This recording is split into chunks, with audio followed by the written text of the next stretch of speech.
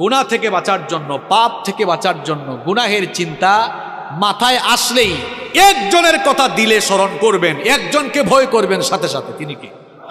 তিনি কি? কোরআনুল কারীমের 7 নম্বর সূরা সূরাতুল আরাফের 201 নম্বর আয়াতে আল্লাহ তাআলা বলছেন, ইন্নাল্লাযীনা তাকাউ ইযা মাসসাহুম তাইফুম মিনাশ শাইতানি তাযাক্কারু ফাইযা হুম মুবসিরুন। আল্লাহ তাআলা বলছেন, নিশ্চয়ই যারা তাকওয়া অবলম্বন করে, নিশ্চয়ই যারা আল্লাহকে ভয় করে, শয়তানের প্ররোচনা যখন তাদেরকে স্পর্শ করে, শয়তান যখনই তাদেরকে ধোঁকা দিতে চায়, তখন তারা গুনাহ থেকে বাঁচার জন্য একজনের কথা স্মরণ করে, একজনের কথা স্মরণ করে তাকেই ভয় করে। তিনি কি? যাদের হৃদয়ে আছে আল্লাহর ভয়, তারা কভু পথ ভুলে যায় না। আল্লাহর প্রেম ছাড়াই দুনিয়ায় কারো কাছে কোনো কিছু চাই না, কারো কাছে কোনো কিছু চাই না। আল্লাহর ভয় যার অন্তরে আছে সে কখনো বিপদগামী হতে পারে। গুনাহ থেকে আপনি বাঁচতে পারবেন, পাপ থেকে আপনি বাঁচতে পারবেন। 2 নাম্বার আমল আপনাকে শেখাচ্ছি, যখনই গুনাহের চিন্তা মাথায় আসবে, সঙ্গে সঙ্গে একজনের কথা স্মরণ করে ফেলবেন, একজনকে আপনি ভয় করে ফেলবেন। সবাই বলেন, তিনি কি? এই একটা জিনিস, আল্লাহর ভয় যদি মানুষের অন্তরে থাকে, ওই মানুষকে দিয়ে কেউ কখনো কোনো পাপের কাজ, গুনাহের কাজ করাতে পারবে না। একটা ঘটনা আমার মনে পড়ে গেল, বলবো।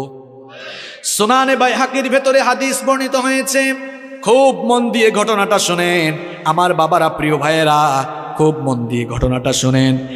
আব্দুল্লাহ ইবনে ওমর রাদিয়াল্লাহু আনহু তিনি একবার তার সঙ্গী সাথীদেরকে নিয়ে এক সফরে বের হলেন। দুপুরের খাবারের সময় যখন হয়ে গেল, তারা তখন খাবার গ্রহণের জন্য দস্তরখানা বিছালেন। যখনই তারা খাবার খেতে যাবেন, ঠিক তখনই লক্ষ্য করলেন তাদের পাশ দিয়ে এক রাখাল হেঁটে যাচ্ছে। আব্দুল্লাহ ইবনে ওমর রাদিয়াল্লাহু আনহু তাকে বললেন, হে রাখাল ভাই, আমরা দুপুরের খাবার গ্রহণের জন্য বসেছি, তুমিও আসো, আমাদের সাথে খাবার খাও, খাবার গ্রহণ করো। রাখাল ছেলেটি তখন বলল, ও মুসাফির ভাই, আমাকে খাবারের দাওয়াত দিয়েছেন, আমি খুশি হয়েছি, কৃতজ্ঞতা জানাচ্ছি, কিন্তু আপনাদের সাথে আমি তো খাবার খেতে পারবো না। আব্দুল্লাহ ইবনে ওমর রাদিয়াল্লাহু আনহু তাকে বললেন, কি কারণে তুমি আমাদের সাথে খাবার খেতে পারবে না? রাখাল তখন বলল, আমি রোজা রেখেছি, এই জন্য তোমাদের সাথে খাবার খেতে পারবো না। আব্দুল্লাহ ইবনে ওমর রাদিয়াল্লাহু আনহু তাকে বললেন, এখন তো রমজান মাস নয়, তাহলে নিশ্চয়ই তুমি নফল রোজা রেখেছো। এই দুধু মরুভূমিতে, যারা সৌদি আরব বা আরব দেশে থাকেন তারা দেখেছেন মরুভূমির আবহাওয়া কেমন। তিনি বলছেন, এই রুক্ষ মরুভূমিতে বিশাল পশুর পাল নিয়ে তুমি এই মরুভূমিতে এসেছো, তুমি রাখাল মানুষ, সব সময় হয়তো ভালো খাবার দাবার পাও না, আর এই প্রচন্ড গরম তাপমাত্রায় খুব কষ্ট হচ্ছে তোমার, আসো আমাদের সাথে খাবার খাও, আমাদের সাথে ভালো আইটেমের খাবার আছে, নফল রোজা ভাঙলে তো কোনো অসুবিধা হবে না। ওই রাখাল তখন বলল, মুসাফির, তোমার কথায় তো আমি নফল রোজা হলেও ভাঙতে পারি না, কারণ আমি তো ওই শূন্য দিনের জন্য আমল করে যাচ্ছি, যেদিন মানুষের আমল ছাড়া আর কিছুই কাজে লাগবে না। সুবহানাল্লাহ পড়ে বলিয়েন, কিন্তু কথাগুলো বুঝেন আগে। আব্দুল্লাহ ইবনে ওমর রাদিয়াল্লাহু আনহু মনে মনে ভাবলেন, লোকটার অন্তরে মনে হয় পরহেজগারিতা আছে। চিন্তা করলেন, এরে এমনি এমনি ছাড়া যায় না, পরীক্ষা করে তারপরে তার ভেতরে কত পরহেজগারিতা আছে এটা দেখে তারপরে আজকে আমি তারে ছাড়বো। তিনি বললেন, ঠিক আছে, খাইও না, আমার কাছে আসো। কাছে আসার পর জিজ্ঞেস করলেন, এই যে বিরাট পশুর পাল নিয়ে মরুভূমিতে এসেছো, এই পশুপালের মালিক কে? রাখাল বলল, এগুলোর মালিক আমি নই, আমি একজনের গোলাম, আমি তার পশুপাল মরুভূমিতে চড়াই। এবার আব্দুল্লাহ ইবনে ওমর রাদিয়াল্লাহু আনহু রাখালকে পরীক্ষা করার জন্য একটা অপশন পেয়ে গেলেন। তিনি বললেন, ও রাখাল ভাই শোনো, এই পশুর পাল থেকে একটা ছাগল বা মেষ আমার কাছে তুমি বিক্রি করে দাও, আমি তোমাকে নগদ টাকা দিব। তুমি তো রোজাদার মানুষ, আমার সাথে খাবার খেলে না, ওই পশুটা জবাই করে কিছু মাংস আমি তোমাকে হাদিয়া দিব, তোমাকে নগদ টাকা দিব, পাশাপাশি তোমাকে মাংস হাদিয়া দিব। রাখাল তখন বলল, মুসাফির, আমি তো তোমাকে আগেই বলেছি এই পশুপালের মালিক আমি নই, তোমার কাছে বিক্রি করলে আমার মালিকের কাছে গিয়ে আমি কি জবাব দিব? আব্দুল্লাহ ইবনে ওমর রাদিয়াল্লাহু আনহু তো তাকে পরীক্ষা করছেন, পরীক্ষা করার উদ্দেশ্যেই সবগুলো কথা বলতেছেন। তিনি বললেন, শোনো, এই রকম বিরাট পশুর পাল নিয়ে মরুভূমিতে আসলে পশুপালের উপরে বাঘের আক্রমণ হতে পারে, এটা সবার জানা কথা। তুমি যদি তোমার মালিককে গিয়ে বলো বাঘের আক্রমণে একটা ছাগল বা একটা মেষ বাঘ খেয়ে ফেলেছে, তোমার মালিক কিছুই মনে করবে না। একদিকে তারেও বুঝ দিতে পারবা, অন্যদিকে আমার কাছে বিক্রি করলে নগদ টাকা আর কিছু মাংস হাদিয়া পাবা। সুতরাং নগদেই লাভ তুমি হাতছাড়া করো না। রাখাল, সে রাখাল এবং গরিব মানুষ হলেও জবাবটা কি দিল শুনে, সে তখন বলল, মুসাফির, কি বোকার মতো কথা বলছো তুমি? আমি হয়তো মিথ্যা বলে ধোঁকাবাজি করে আমার মালিককে গিয়ে যে কোনো কায়দায় আমি বুঝ দিয়ে ফেলতে পারবো, কিন্তু তোমার কাছে প্রশ্ন হচ্ছে আইন আল্লাহ, আমার আল্লাহ কোথায়? আমার মালিকের মালিক, তোমার মালিক, আমার মালিক, বিশ্বজাহানের মালিক, সেই আল্লাহ তাআলাকে ধোঁকা দেওয়া তো কারো দ্বারা সম্ভব হবে না। ঠিক কইেন না কেন? কি বুঝলেন?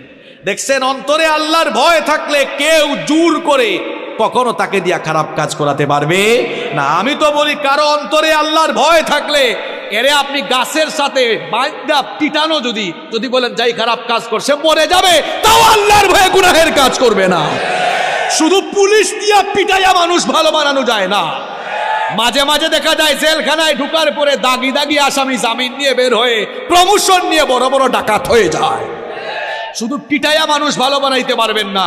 মানুষের কলিজার ভেতরে আল্লাহর ভয় ঢুকায় দেন, দেখবেন এই মানুষগুলো আল্লাহর ওলি হয়ে যাবে। গুনাহ থেকে বাঁচতে হলে আল্লাহর ভয় কলিজায় ঢুকাতে হবে। যার কলিজায় আল্লাহর ভয় আছে ওই যুবক কখনো ফোন হাতে নিয়ে অশ্লীল ভিডিও দেখবে না। যার কলিজায় আল্লাহর ভয় আছে মিথ্যা বলবে না। যার কলিজায় ভয় আছে জনগণের সম্পদ মেরে খাবে না, মানুষের হক নষ্ট করবে না। যার কলিজায় ভয় আছে ইসলামের বিরুদ্ধে কথা বলবে না। যার কলিজায় আল্লাহর ভয় নাই সে যা মন চায় তাই করতে পারবে। এমনকি কেউ ব্যবসায়ী হলে আল্লাহর ভয় থাকলে কখনো মানুষের সঙ্গে ধোঁকা দিবে না। দেখেন আল্লাহর ভয়টা কি জিনিস, এই ঘটনাটা আপনারা সবাই জানেন, তাও আমি 30 সেকেন্ডে বলছি জাস্ট বুঝাবার জন্য। ওমর রাদিয়াল্লাহু আনহু, আপনারা জানেন, তিনি অর্ধ পৃথিবী শাসন করেছেন। রাতের বেলা ঘুমাতেন, অর্ধ পৃথিবীর শাসন করতে হয়, রাতের ঘুম হারাম। জিজ্ঞেস করা হলো রাতে ঘুমান না কেন? তিনি বলেন, আমি রাতের বেলা ঘুমাবো, আর জনগণ যদি কষ্ট পায় এই কষ্টগুলোই কিয়ামতের দিন আমার জাহান্নামে যাওয়ার কারণ হয়ে যেতে পারে। আর আমরা ছোট ছোট চেয়ারের মালিক হয়ে যে গিয়ার বাড়ায় দেই, মাঝে মাঝে আমাদের অবস্থা হয়ে যায় এমন, যে যখন চেয়ারে সে উঠে যায় গিয়ারে। আপনার চেয়ারের গিয়ার একটু কমায় রেখেন, আর গিয়ার যদি উঠানো ইসলামের পক্ষে উঠাইয়েন, লাভ হবে।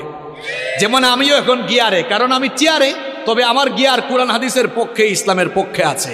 আর চেয়ারে বসে গিয়ার যদি ইসলামের বিরুদ্ধে নেন, মনে রাখবেন চেয়ারে বসাইছেন যিনি, জনগণের জুতার বাড়ি খাওয়াইয়া বেইজ্জত করে নামাইতে পারেন তিনি। এজন্য চেয়ারের নামে আল্লাহ কোরআনে আয়াত দিয়েছেন, আয়াতুল, কথা বলেন না কেন, আয়াতুল কুরসি। হোয়াটস দ্য মিনিং অফ কুরসি? What do you mean by কুরসি? কুরসি বলতে আপনি কি বুঝেন? কুরসি, ইটস এন অ্যারাবিক ওয়ার্ড, এটা আরবি শব্দ। এর বাংলা অর্থ হচ্ছে গদি, সিংহাসন। ইংরেজিতে আমরা এটাকে বলি চেয়ার। আল্লাহ তাআলা কোরআনের 6236টা আয়াতের মধ্যে চেয়ারের আয়াতকে সবচেয়ে ফজিলতের আয়াত বানিয়েছেন, যাতে চেয়ারওয়ালা লোকেরা চেয়ারে বসে চেয়ারের অপব্যবহার করে মানুষের উপরে জুলুম না করে। এই জন্য আল্লাহ তাআলা ওই চেয়ারের আয়াতে, আয়াতুল কুরসির ভেতরে তার নিজের সভরাইনটি, সার্বভৌম ক্ষমতার পরিচয় দিয়ে তামাম দুনিয়ার চেয়ারওয়ালা লোকদেরকে সাবধান করে দিয়েছেন। ওই আয়াত ভালো করে পড়বেন, আল্লাহ আমাদের বুঝার তৌফিক দান করেন। তো ওমর রাদিয়াল্লাহু আনহু রাতের বেলা ঘুমাইতেন না। একদিন শেষ রাতে দেখলেন এক বাড়িতে আলো জ্বলতেছে, কথাবার্তাও শোনা যাচ্ছে। একটু কান পাতলেন। স্বাভাবিক অবস্থায় কান পেতে কিছু শোনা জায়েজ নয়, তবে দায়িত্বশীল ব্যক্তির জন্য সেটা জায়েজ আছে। তিনি শুনলেন এক মা তার মেয়েকে বলছে যে, মেয়ে, বেটি উঠ, আমি উটনির দুধ দোহন করে এনেছি, দুধ তো কম পেয়েছি, পানি মিশা, দুধের পরিমাণও বাড়বে, লাভের পরিমাণও বাড়বে। মেয়ে বলল, মা গো, এটা তো অন্যায় কাজ, খাদ্যদ্রব্যে ভেজাল দেওয়া এটা ঠিক নয়। তাছাড়া আমাদের প্রেসিডেন্ট আমিরুল মুমিনিন ওমর রাদিয়াল্লাহু আনহু তিনি তো রাষ্ট্রীয় নিষেধাজ্ঞা জারি করে দিয়েছেন যে খাদ্যে কোনো ভেজাল দেওয়া যাবে না। মা বলল, বেটি এ তো বোকা কেন তুই, ওমর তো এই আদেশ দিয়া সে তার বাড়িতে ঘুমায়, সে কি আমাদের মা মেয়ের কারবার দেখে? অথচ ওমর রাদিয়াল্লাহু আনহু দেয়ালের পাশে সব শোনে। আর মেয়ের কলিজায় আল্লাহর ভয় কেমন দেখেন।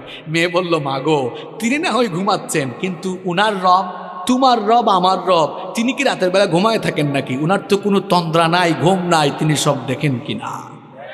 দেখেছেন আল্লাহর ভয়? এই একটা জিনিস আপনার অন্তরে থাকলে, পাপের চিন্তা মাথায় এসেছে, জনগণের হক মাইরা খাওয়ার চিন্তা মাথায় এসেছে, সাথে সাথে কলিজায় আল্লাহর ভয় ঢুকান মিয়া।